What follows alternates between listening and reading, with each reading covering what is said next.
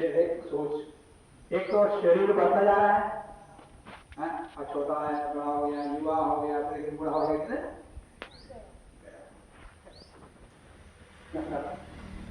शरीर बड़ा होगा, परंतु हम मृत्यु पर जा रहे हैं, मृत्यु पर जा रहे जा रहा है। तो बड़ा किस बात में बड़ा हो रहा हूँ, शरीर बड़ा हो रहा, बड़ा हो रहा है, इसी किस बात खुशी है? या मृत्यु पर जा रहा, इस बात खुशी है? किस बात खुशी है? वैसे खा पी कर मौज मस्ती करते हैं, हम जन्मदिन मना रहे हैं, तो किस खुशी में जन्मदिन मनाएंगे? मैं मृत्यु के बाद जा रहा हूँ, मरने जा रहा हूँ, इसलिए नहीं। मैं मृत्यु को जीतने के लिए ज्ञानी बना हूं, योगाभ्यास कर रहा हूं, या इस खुशी में तो मना सकता है। मैंने पूरा समय सदुपयोग किया, मैंने कुछ तो उन्नति किया, तो अब मृत्यु के पास क्या, मृत्यु को मैं रोक सकता हूं, मैं उसमें कुछ उपलब्धि प्राप्त किया हूं, तब तो वो खुशी मना सकता है। अब मुझे समझ नहीं आता कि लोग किस खुशी में, आनंद में जन्मदिन मनाते हैं। मैं खूब पैसा कमाया, या बड़े बड़े बिल्डिंग बनाया, कार खरीदा, ये किया, ये किस बात के हैं? आपने किस काम के हैं? महात्मा के लिए किस काम के हैं?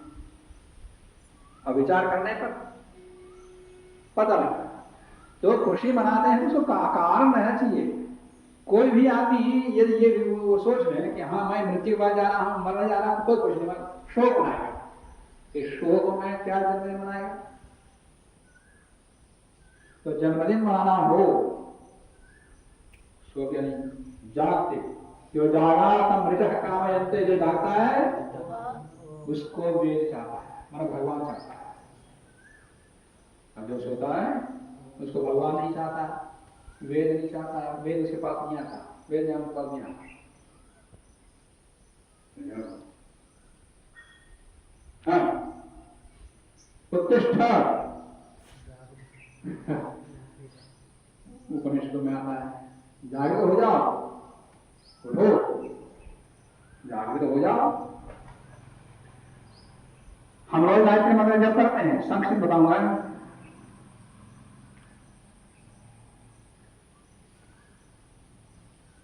जिस ज्ञान की बात कर रहे हैं उसी ज्ञान के लिए ही हम गायत्री मंत्र जप करते हैं। मंत्र तो बहुत है, उससे अच्छे अच्छे मंत्र भी हैं, परंतु इसमें केवल ज्ञान, बुद्धि का मतलब ये मस्तिष्क नहीं, दार्शनिक प्रक्रिया अलग, उसमें नहीं जाना। तो ज्ञान की प्राप्ति के लिए हम प्रार्थना कर रहे हैं, मंत्र का जप कर रहे हैं, तो उसके लिए हमें प्रयास करना होगा। केवल लड्डू लड्डू लड्डू लड्डू जाप करेंगे तो लड्डू मिल जाएगा है? या बेसन ला करके, बूंदी लगा करके मीठा लड्डू बनाओगे तो फिर खाने को मिलेगा, जैसे आज मिल जाएगा। खीर बनाएंगे, हलवा बनाएंगे, क्या बनाएंगे, तो बनाएंगे तो तब तो खाने को मिलेगा, फिर जब करने से मिल जाएगा। तो फिर गायत्री मंत्र जप करने से यही बुद्धि ज्ञान मिल जाएगा ना? प्रयास करना पड़ेगा, पुरुषार्थ करना पड़ेगा, नहीं ना तो फिर नहीं मिलता।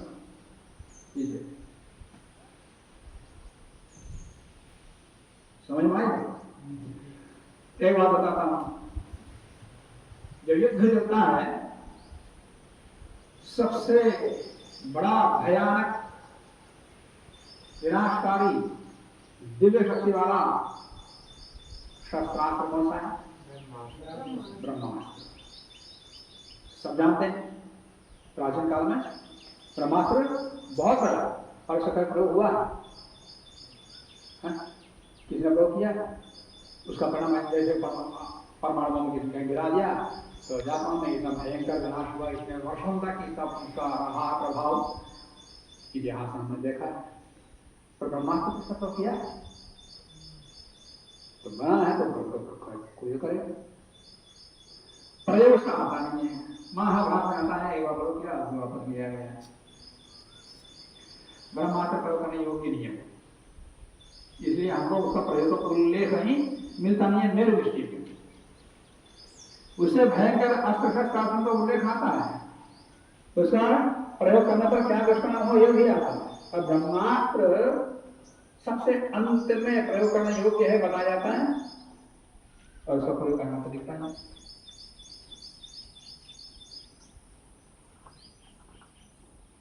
तो असली ब्रह्मास्त्र मैं जो समझता हूं वो बताता हूं।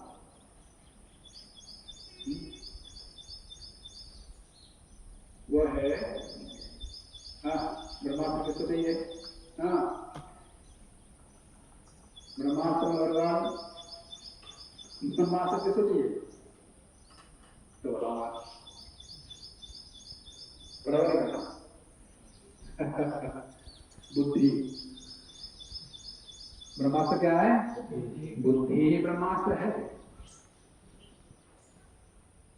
ज्ञान और उसका स्पष्टीकरण देता हूं। चाणक्य चंद्रगुप्त को राजा बना दिया और उसको राजा बनाने के लिए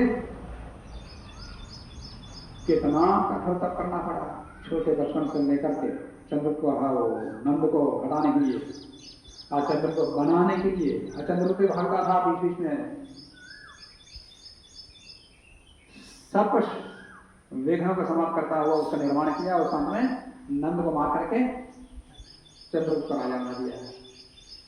फिर भी एक आदमी जिंदा है जो नंद का भक्त है। कौन? अमात्य राक्षस।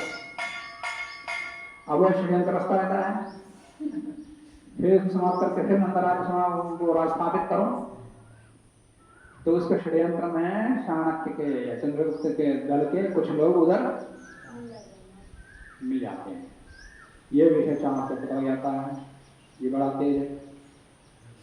होने से पहले ही जान लेता है तो सावधान रहता है और होता है तो सब खत्म करता है।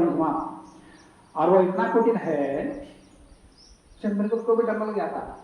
डरता वो अब मेरा काम तो हो गया उसको मारने का। अब पता नहीं मेरे से कहाँ पीछे कहाँ मेरे से कहाँ हुआ मरवा रहा पता नहीं। वो इतना कुटिल करता करता कराता हुआ चंद्रगुप्त को डर अंत में लगने लग जाता है। क्या पता मुझे ही मरवा रहा था पीछे से। इतना कठोर था।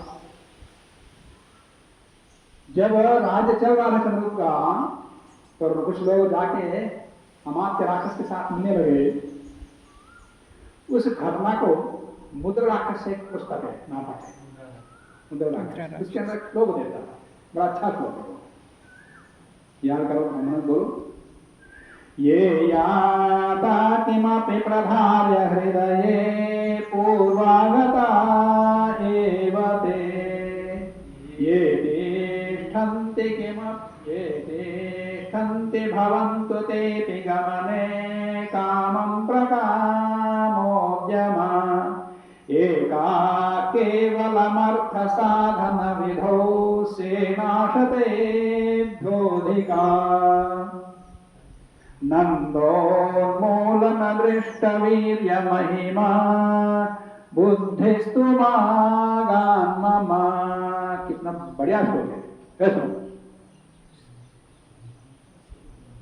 ये याता किमपि प्रधार्य हृदये, जो मन में शायद ये चंद्रगुप्त मर जाएगा फिर दोबारा नंदराज स्थापित हो जाएगा ऐसी संभावना दिखने लगे तो कुछ लोग दल बदल लेते। जैसे आज के राज में लोग बदल लेते तो दल बदलने लगे। तो उसको चाणक्य कह रहा है ये याता किमपि प्रधार्य हृदये, कुछ प्रलोभनों को मन में रख करके कुछ लोग यहां से उस दल में गुप्त दल में जाके मिल गए हैं। कामं प्रकामोद्यमा, जान दो। और जो इस समय हमारे दल में उसको बोल रहे हैं ये तिष्ठन्ति भवन्तु तेऽपि गमने, जो हमारे पक्ष में है कोई जाना चाहता निसंकोच चले जाओ। जो हमारे पक्ष को छोड़ करके अमात्य के पक्ष में जाना चाहते हैं निसंकोच निर्भय होकर चले जाओ। ये तिष्ठन्ति भवन्तु तेऽपि गमने कामं प्रकामोद्यमा। बस एक ना चला जाए मेरे से, जाना सब चले जाए, चाहे चंद्रगुप्त जाए चाहे चले जाए, एक मेरे से दूर ना चले जाए। क्या है? एका केवलमर्थ साधन विधौ, जिसको मैं प्राप्त करना चाहता हूं, मेरे लक्ष्य को सिद्ध करने वाली एक मेरी बुद्धि है। बस मेरी बुद्धि मेरे से दूर ना जाए। एका केवलमर्थ साधन विधौ सेनाशतेभ्योऽधिकाओ। हजारों सेनाओं से, सैकड़ों सेनाओं से जो बलवती है, वीर्यवती है। एक ब्राह्मण, कोई सेना नहीं, कोई तलवार नहीं, कोई साधन, कुछ नहीं, और नंद को मार दिया, राजू को मार कर दिया। किस आधार पर? केवल बुद्धि से। और नंदोन्मूल न दृष्ट वीर्य महिमा बुद्धिस्तु मागान्ममा। बस वो मेरी जो बुद्धि है वो मेरे से दूर न चला जाए, शेष सब कुछ चला जाए, मुझे कोई चिंता नहीं है। दोबारा खड़ा कर सकता हूं, क्या दूसरा शब्द को खड़ा कर सकता हूं। तो एक निसहाय, एक ब्राह्मण, एक राजा, वो भी सामान्य राजा नहीं, बहुत बड़ा राज्य है, बहुत बड़ी सेना है, बहुत बड़ा धनपति है, उसको हटाना कोई सामान्य बात नहीं है। तो किस बल पर किया वो? ब्रह्मास्त्र से, बुद्धि के प्रयोग से। सारे अस्त्र जहां पर निष्फल हो जाते हैं या कार्य सिद्ध नहीं कर सकता, बुद्धि कर सकती है। बस वो एक बुद्धि हमको प्राप्त हो या हमसे दूर ना जाए। महाभारत में एक श्लोक आता है, यहां पर ब्रह्मास्त्र का प्रयोग का रहस्य खुल जाएगा। देखो, एक धनुर्धर बाहर को छोड़ता है, कितने लोग आते? एक आना 5-10 लोग मारते, या आग्नेय अस्त्रों के वनास्त्रों के ज्यादा लोग आते। सामान्यतः एक बार से एक आदमी मरता, गोली मारा तो एक गोली, एक और आना तो एक आना मर जाता। आज गोली है, उसमें बांधना। तो वहां में श्लोक आता, एकम हन्यात नवा हन्यात ईश्वर मुक्तो धनुष्मता। याद रखो, कोई भी बाण छोड़ दिया वापस आएगा। राइफल से एक गोली डाल दिया वापस आएगा वो। और ब्रह्म क्या कहते हैं, ब्रह्मास्त्र जैसा अस्त्र शक्तिशाली अस्त्र जाकर वापस भी वापस आएगा। कहते हैं धनुष से छूटा हुआ बाण, वाणी से छूटी हुई वाणी वापस नहीं आती। दर्शन भी आता है, दर्शन